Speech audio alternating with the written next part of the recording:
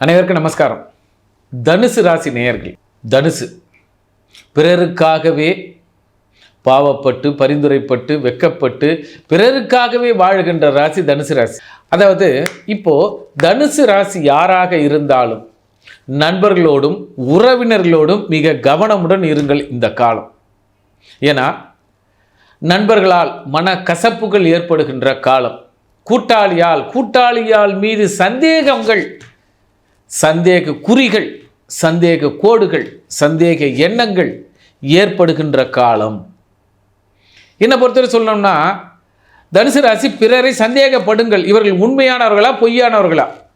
ஏனென்றால் ஒரு ஆய்வுக்கு உட்படுத்த வேண்டும். இப்போ காசு கொடுத்து அனுப்புறீங்க, 10 ரூபாய் எக்ஸ்ட்ரா கொடுங்க, எத்தனை வந்து பாக்கெட்டில் வச்சிருக்காரா இல்லையா, அல்லது கணக்கை சரியாக ஒப்படைக்கிறார்களா என்பதை ஆய்வு செய்யுங்கள். தனுசு ராசிக்கு நண்பர்களை கண்காணிக்கும் ஒரு சூழல் ஏற்படும்.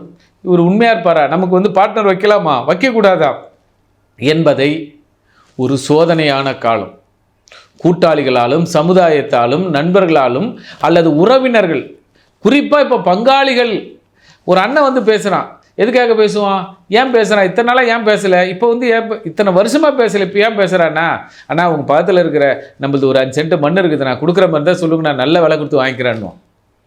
அதாவது தன்னுடைய சுயநலத்தை பயன்படுத்துவதற்கு, பிறரால் பலி ஆகுவதற்கும் அல்லது உங்களுடைய இயலாமையை பயன்படுத்தி கொள்வதற்கும் எதிராளிகள் சூழ்ச்சிகளும் அல்லது எதிராளிகள் உதவி செய்பவர்கள் இந்த காலம். அதாவது நல்லா புரிஞ்சுங்க, தனுசு ராசி நல்லா இருந்துட்டீங்கன்னா சொத்தை விற்கிறாதீங்க. நல்லா இல்லை, நம்மளுக்கு இந்த சொத்து விற்றா போதுன்னா இந்த வாய்ப்பை பயன்படுத்தி கொள்ளுங்கள். அதில் ஒரு சூதானமாக இருங்க. இல்லைப்பா எனக்கு 5 ரூபாய் பத்தாது, 9 ரூபா வந்தால் நான் கொடுப்பேன்னு சொல்லுங்கள், அதுவும் இப்போ உங்களுக்கு ஈடேறும்.